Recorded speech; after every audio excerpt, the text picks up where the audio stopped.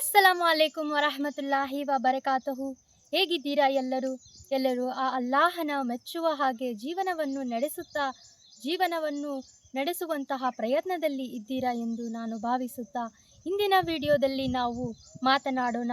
ನಮ್ಮೆಲ್ಲರಿಗೂ ಮಹಿಳೆಯರಿಗೆ ಹೆಮ್ಮೆ ತರುವಂತಹ ಒಬ್ಬ ಸಹಾಬಿ ಅವರೇ ಹಜರತ್ ಬೀಬಿ ಫಾತಿಮಾ ಅವರು.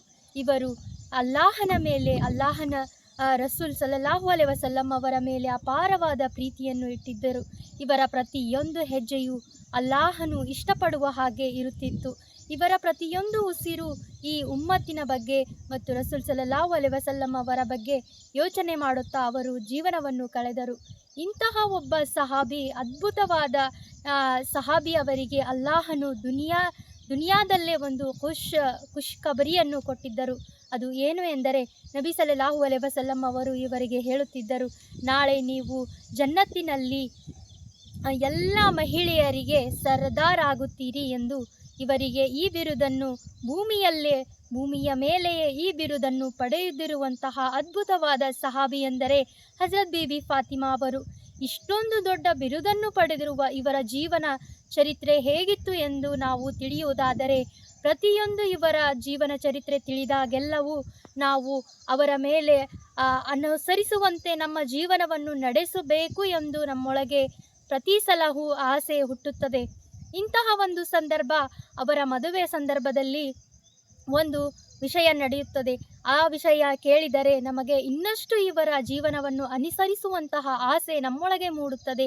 ಆ ಸಂದರ್ಭ ಯಾವುದೆಂದು ನಾವು ಇಂದಿನ ವಿಡಿಯೋದಲ್ಲಿ ನೋಡೋಣ ಬನ್ನಿ. ಹಜರತ್ ಬೀಬಿ ಫಾತಿಮಾ ಅವರು ಎಂದರೆ ನಮ್ಮೆಲ್ಲರಿಗೂ ತುಂಬ ಗೌರವ ಮತ್ತು ಪ್ರೀತಿ. ಇವರ ಮದುವೆ ಹೇಗಾಯಿತು ಎಂದರೆ, ಅಲ್ಲಾಹನು ಹಜರತ್ ಅಲಿ ರಜಿಯಲ್ಲಾಹು ಅನ್ಹು ಅವರು ಮತ್ತು ಹಜರತ್ ಬೀಬಿ ಫಾತಿಮಾ ಅವರ ಮದುವೆ ಮಾಡಬೇಕು ಎಂದು ರಸೂಲ್ ಸಲ್ಲಲ್ಲಾಹು ಅಲೈಹಿ ವಸಲ್ಲಂ ಅವರಿಗೆ ಆದೇಶ ನೀಡಿದ್ದರು. ಅದರ ಪ್ರಕಾರವೇ ರಸೂಲ್ ಸಲ್ಲಲ್ಲಾಹು ಅಲೈಹಿ ವಸಲ್ಲಂ ಅವರು ಹಜರತ್ ಬೀಬಿ ಫಾತಿಮಾ ಅವರನ್ನು ಕೇಳುತ್ತಾರೆ, ನೀವು ಅಲಿ ರಜಿಯಲ್ಲಾಹು ಅನ್ಹು ಅವರ ಸಂಬಂಧ ನಿಮಗೆ ಬಂದಿದೆ, ನೀವು ಇದಕ್ಕೆ ಒಪ್ಪಿಗೆ ನೀಡುತ್ತೀರಾ ಎಂದು ಕೇಳಿದಾಗ ಹಜರತ್ ಬೀಬಿ ಫಾತಿಮಾ ಅವರು, ಅಬ್ಬಾಜಾನ್ ನೀವು ಹೇಗೆ ಹೇಳುತ್ತೀರೋ ಹಾಗೆ ಎಂದು ಒಪ್ಪಿಗೆ ಕೊಟ್ಟ ನಂತರವೇ ಹಜರತ್ ಮುಹಮ್ಮದ್ ಸಲ್ಲಲ್ಲಾಹು ಅಲೈಹಿ ವಸಲ್ಲಂ ಅವರು ಅವರಿಬ್ಬರ ಮದುವೆಯನ್ನು ಮಸ್ಜಿದೆ ನಬವಿಯಲ್ಲಿ ಮಾಡಿದರು. ಈ ಸಂದರ್ಭದಲ್ಲಿ ಹಜರತ್ ಬೀಬಿ ಫಾತಿಮಾ ಅವರಿಗೆ ಹಜರತ್ ಅಲಿ ರಜಿಯಲ್ಲಾಹು ಅನ್ಹು ಅವರು ಮೆಹರನ್ನು ನೀಡುತ್ತಾರೆ.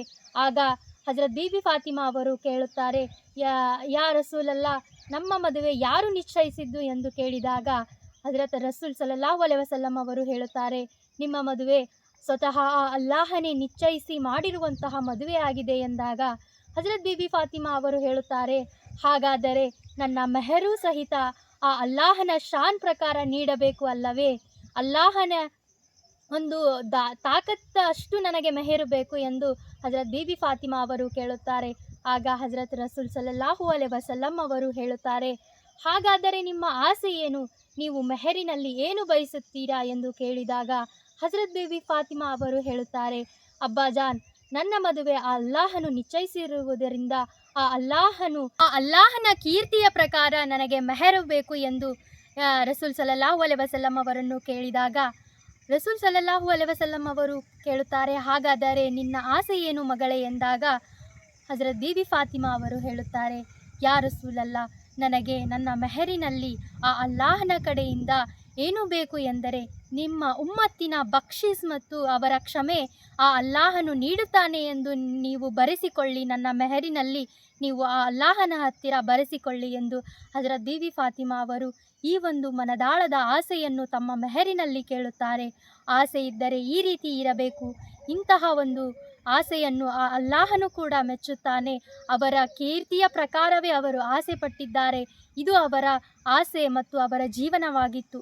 ಅಲ್ಲಾಹನು ಮತ್ತು ರಸೂಲ್ ಸಲ್ಲಲ್ಲಾಹು ಅಲೈಹಿ ವಸಲ್ಲಂ ಅವರು ಮತ್ತು ರಸೂಲ್ ಅವರ ಉಮ್ಮತಿಯ ಮೇಲೆ, ಉಮ್ಮತಿ ಅಂದರೆ ನಾವೇ, ನಮ್ಮ ಮೇಲೆ ಅವರಿಗಿದ್ದ ಕಾಳಜಿ ಪ್ರೀತಿ ಅಪಾರವಾಗಿತ್ತು. ಇಂತಹ ಒಂದು ಸಹಾಬಿ ಅವರು ನಮಗೆ ಸಿಕ್ಕಿರುವುದು ನಮ್ಮ ಪುಣ್ಯವೇ ಆಗಿದೆ. ಹಜರತ್ ಬೀಬಿ ಫಾತಿಮಾ ಅವರು ಅಲ್ಲಾಹನಿಗೆ ಹತ್ತಿರವಾಗಿದ್ದು ಈ ಒಂದು ಗುಣಗಳಿಂದನೇ. ನಾವು ಸಹಿತ ನಮ್ಮ ಮಕ್ಕಳಿಗೆ ಫಾತಿಮಾ ಎಂದು ಹೆಸರು ಇಡುತ್ತೇವೆ. ಅವರ ಮೇಲೆ ಗೌರವ ಪ್ರೀತಿಯಿಂದ ಫಾತಿಮಾ ಎಂದು ಹೆಸರು ಏನೋ ಇಡುತ್ತೇವೆ.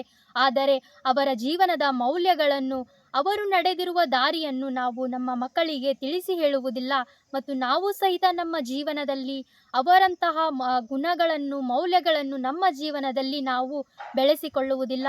ಅವರ ಜೀವನದ ಬಗ್ಗೆ ನಾವು ಎಷ್ಟು ತಿಳಿದುಕೊಂಡು ಅದರ ಮೇಲೆ ನಡೆಯುತ್ತಾ ಹೋದಂತೆ ನಮ್ಮ ಜೀವನವೂ ಸಹಿತ ಅವರಷ್ಟು ಆಗದಿದ್ದರೂ ಸಹಿತ ಅವರ ಹತ್ತಿರವಾದರೂ ನಾವು ಹೋಗಬಹುದು.